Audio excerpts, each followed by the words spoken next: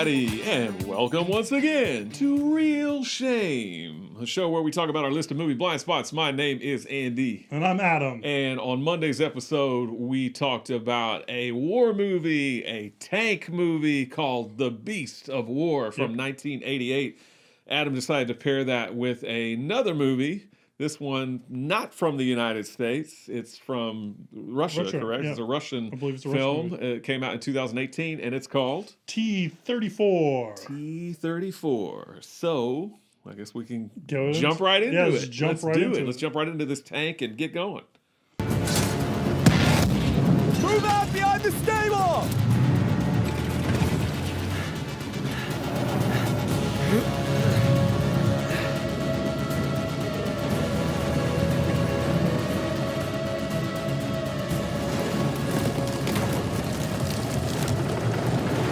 Hands are stopped. Rotate 1 o'clock.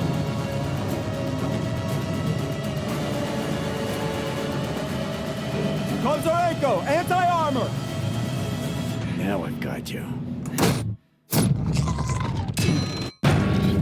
So, yeah, I didn't know a whole lot about this movie before going into it. I just literally Never heard of it myself. saw the box art and saw that it was streaming on Amazon Prime Video. Yep. Unfortunately, the copy on Amazon Prime Video is dubbed. Yeah, there is the subtitle copy on there, but you have to pay for it, and we're too cheap to do that. Actually, we don't make money from this show. I bought it on iTunes, so I can listen to it. I can listen to it in the natural language. I did not, and I watched the dub version. So this is a pretty interesting movie. I didn't know what I was gonna think about this movie going into it, but honestly, to me, this is like a Fast and the Furious kind of movie. Like, it's in that kind of vein. I had a lot of fun watching this movie. It's ridiculous and it's over the top, but like in the fun way. So I actually had a lot of blast. I had a big blast watching it. I think from that lip bite, you feel differently. So what'd you think of the movie? I actually feel the same. I felt like it was very much like a Hollywood movie, like a Fast and Furious, fast-paced movie, but did not like it. I think because of that. I wanted it to be a little more serious. I could see where you're coming from. Maybe I was just in the wrong frame of mind when I watched it. But yeah, I felt it was so slick and with the CGI, and it did feel very much, I was like, where's Hobbs and Shaw? I felt it very much like that sort of thing. And I do like those kind of movies for the silly, fun things that they are, but I just wasn't thrilled with this movie. Maybe I was in a bad mood, but I was not having it. I don't think the dubbing helped. Yeah, I think the dubbing. I listened to the first 5 minutes of dubbing, and I turned off. It was pain. I should have ponied up the money to rent it or something like that because it was painful. Yeah. Please. If you guys need voice work, I'll be happy to do it. If you need somebody to dub a voice for a movie into English, I'm your man. Let's hear your Russian. Well, I don't know that I would talk Russian, but I'm definitely not going to be as bad as some of this acting. I mean, these guys, this was like PlayStation 1 Resident Evil bad kind of acting. Like, don't open that door, and just... Oh, it was painful. So that probably didn't help. That probably brought the movie down several notches for me. Did they dub the German parts too? No, anything that the girl had to translate, the guy actually spoke German. This movie, they speak both languages. So they speak по-русски, извините, вы понимаете по-русски, and they also speak German. Yeah, which I think that would have been funny had they dubbed the German guy into English and then she's still translating. I'm like, why is she translating? He just spoke English. You're like, I listened to that. Yeah, but I do think it is a bit silly. It takes place during World War II, and it's a very serious subject matter of those events that happened and the people that were impacted by that. But it takes a very elevated kind of approach, silly approach. It feels like I said, a Fast and Furious, a Hobbs and Shaw movie. It feels like kind of like The Rock, like a Michael Bay. We kind of said it does feel very elevated and very like glistening, actiony and stuff like that. But I had a lot of fun. Like, there's some times where I'm just like yelling at the screen because like cool things are happening. Like bullets are like glancing by the tank and like guns are turning and they're about to shoot at the same time, or bullets hit each other in the air. Like it is that stuff's all silly, But for me, in the context of this movie, it was all a blast. Every time the tank would fire at something and they had to do that slow motion CGI showing the shell go through the air, I wasn't having it. And they did a couple. I guess I'm Mr. Fuddy, Mr. Stick in the mud, but I wasn't having it.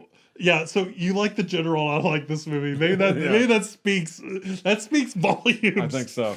There's a couple shots where they reverse it, like you see the aftermath and you go see like how that happened and stuff like that.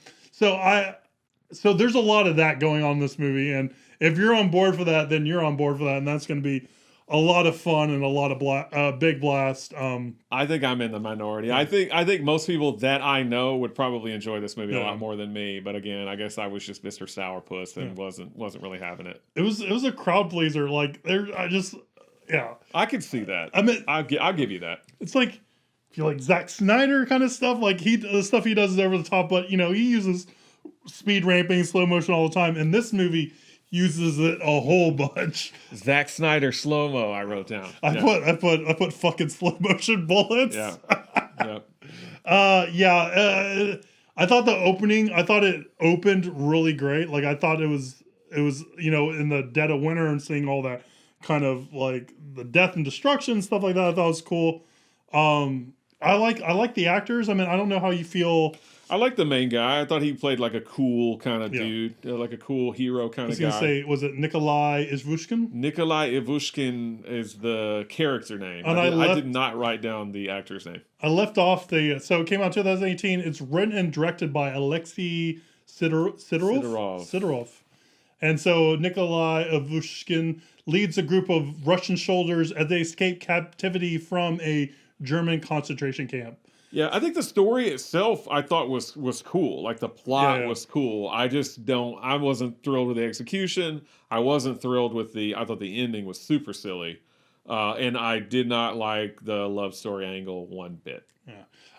I think I can see the love story just being a little too much, but again, I think it's just I think this movie is trying to be one of those big blockbuster kind of like rousing the people kind of movies and stuff like that. So for me, it kind of like it checked all those boxes. And we don't want Vin Diesel to have a love interest. We don't, but he does.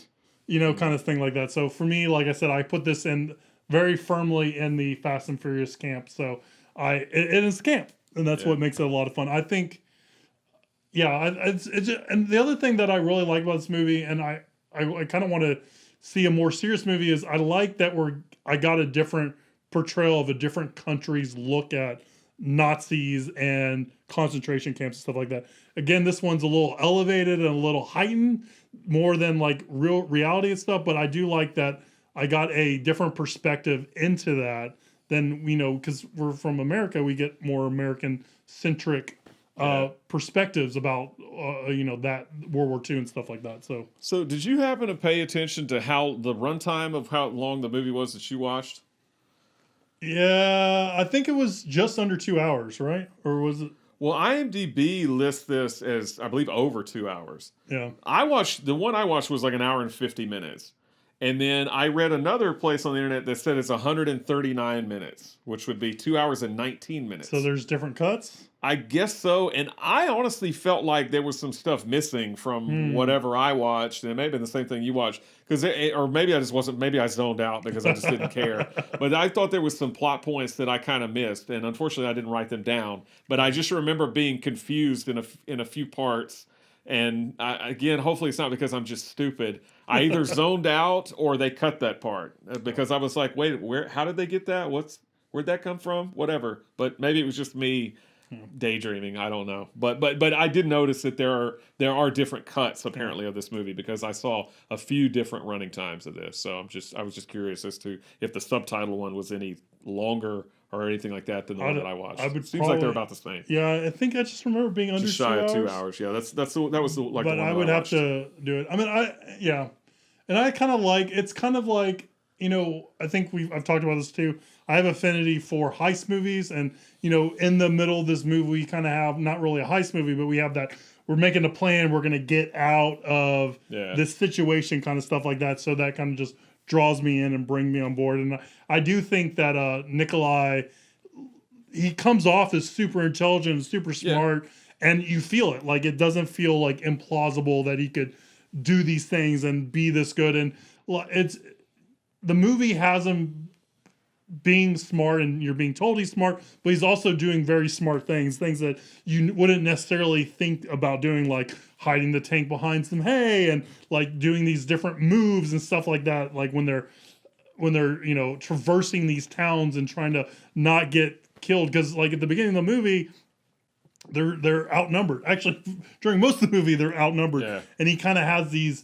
I want to say machinations, but he kind of has these ideas on how the best way to kind of get out of these situations stuff. And I thought all that was really fun and cool. And, the tank breaking out of the prison camp was hilarious. And like I said, it's in that heightened, like over exaggerated kind of funness for me. Yeah. And again, I can't disagree necessarily with your take on it, because I do feel like this is a case of one man's trash is another man's treasure. I think for me it's trash, for you it's treasure, but I think I'm very much in the minority. I have a feeling most people that I know that are my friends other than you that watch this would also like it. I think I'm Mr. Sourpuss on this one. Sorry. Yeah, and I think it it has like a 6.6 on IMDb. Because I was looking at those when I was trying to figure out the movie to watch. Yeah. But I do think it's kind of like a crowd pleaser. I do think it's one of those movies that you can kind of show a group of people and they'll if they kind of don't show them the dub version. Yeah, don't show them dub. But if they kind of know like it's going to be like this kind of elevated movie, they're going to probably have a lot of fun with it. Yeah, I agree. Again, I'll stay out of it. I know it's a recent Russian movie, but do we have any reviews or any kind of anything? Very little. I didn't find a critic score. No Malton review. No Ebert review. It has an 82% audience score on Rotten Tomatoes. All right, so that is T-34. It's a approved for me. It's a maybe pass from Andy, but you just know what you're getting into it, and Amazon, just why make the subtitles one. Yeah, if the so dub's weird. On Prime, why isn't the subtitle on Prime? I thought that was so bizarre, and but I just was too cheap to pay the money to rent the subtitle one. But I probably would like it better if I'd have seen that. I really do think the dubbing brought it down a bit for me from what I already really didn't like. But I feel like the dubbing really, once again, I'm gonna use this pun again. The dubbing tanked it for me. Oh, I said that on the last episode, and by God, I'm reusing it. Hey, we're doing a week of tank movies. We have to use our tank puns. We sure do. Otherwise, our podcast will tank.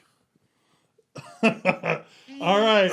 That was our review on T-34. On our Wednesday episodes, we answer viewer questions, and we kind of took a curveball with this one, and we felt this was a very much this movie was in the style of a Hollywood blockbuster. Absolutely. So if this movie was remade in Hollywood, who would be in it? Who would direct it? Who would be in it and who would direct it? So Kirby and I had a little game going on which of these Russian actors looked like American film actors that we knew. And so we were kind of using that as the basis, at least for who I think should play some of the characters. Yeah. And I'm going to pull out my laptop so I can look at photos and look at the characters' names and actors' names so we can actually see who it is. So are we going to go like, are we going to save the main characters for last? I mean, main is in the hero guy and the villain guy for last. Yep. And first we'll go through. So we've got the hero, Nikolai Ivushkin. Yep. We've got the villain, Klaus Jaeger. And then the three other guys that are in the tank with Nikolai are Vasilyanok, Seraphim, and Volchok. Those are the three guys. And then I didn't write the girl's name down. So I did not. Shame on me. The love interest's name. She's an interpreter. Leakoff? What's her name? Is it her? Nope, that's Jackie Chan. That is Jackie Chan's not the love interest in this movie. Sadly, I would have liked it then if Jackie Chan was the love interest in this movie. I don't know. Oh, there it is. There we go. It's Irina, and she is. Oh, I like that name, Irina Starshinbaum. And she plays Anya. Anya. That's easy enough to remember. All right. And then also we want to say who we think would direct it. Yes. In the U.S. So who do we want to start with? Anya? Vasily? Vasilyanok. Vasilianok. So in the movie, he has a mustache. He's very proud of this mustache. But Burt Reynolds is no longer with us, so we can't do Burt Reynolds. Also, Burt Reynolds would be a bit old. He looks very young in this picture. I think. What the? Is that it? I don't know. I think you may have clicked on the wrong tab. This is great video podcast for you guys. Well, so Vasilianok, I don't remember the actor's name. I don't know any of their names, and I would butcher them anyway. But Vasilianok, Simon Trezonnikov. I would cast Vasilianok, a guy who we see or have seen in a lot of movies and television shows. I want to say, especially over the last 5 years, he always has kind of a scowl, but I think he can grow a mean mustache, and that's Shea Wiggum. Shea Wiggum. Shea Wiggum. I don't know who Shea Wiggum is. Well, shame on you. Shea Wiggum. Shame on you. Look him up. He's in, what did I see him in most recently? Yeah, well, you've got IMDb right there. Yeah, should I look it up right now? Shea... S-H-E-A. Shea Wiggum. Yep. Shea Wiggum. That guy.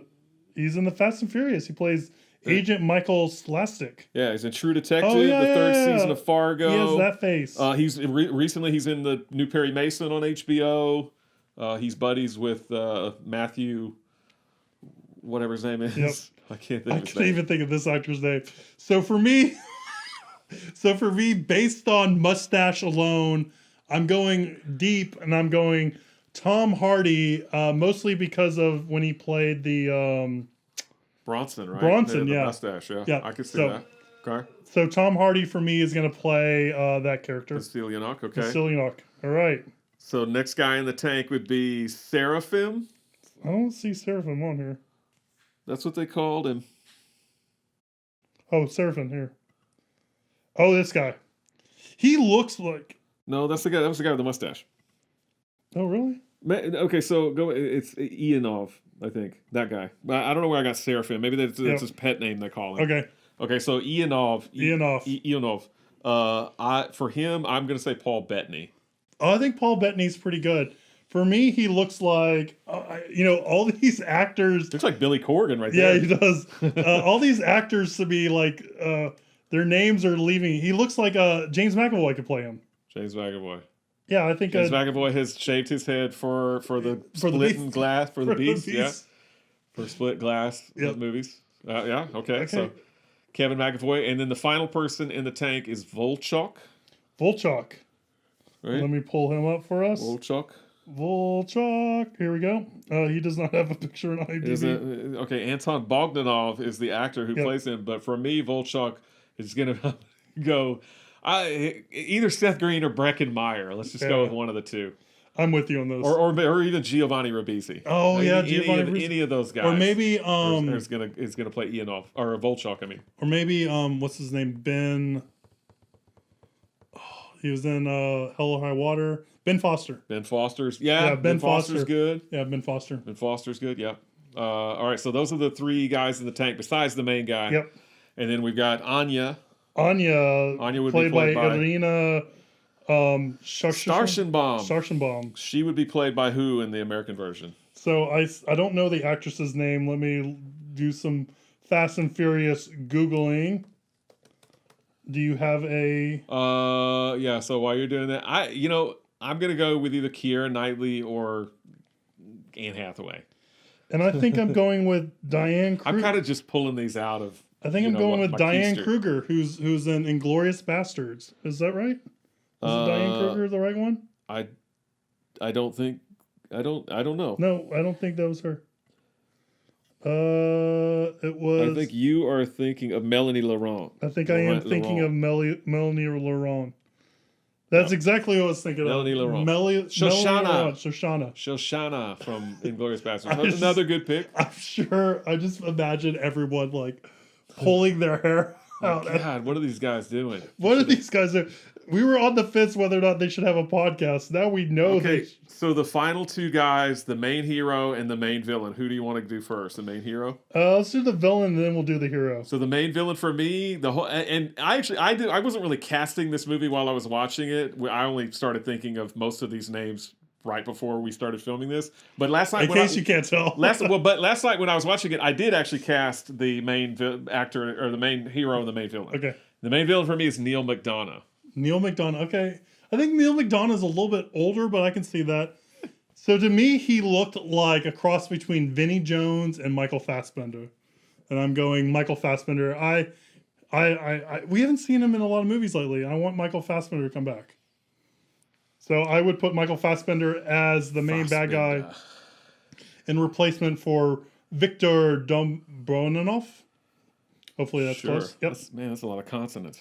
It is. All right. That is Russian for you. Nikolai Ivushkin, the main hero for me would be Charlie Hunnam from Sons of Anarchy and King Arthur and The Lost City of Z and all that good stuff. I can definitely see that. For me, he looks a lot like Ewan McGregor. So I would put Obi-Wan Kenobi in that role. Obi-Wan Kenobi.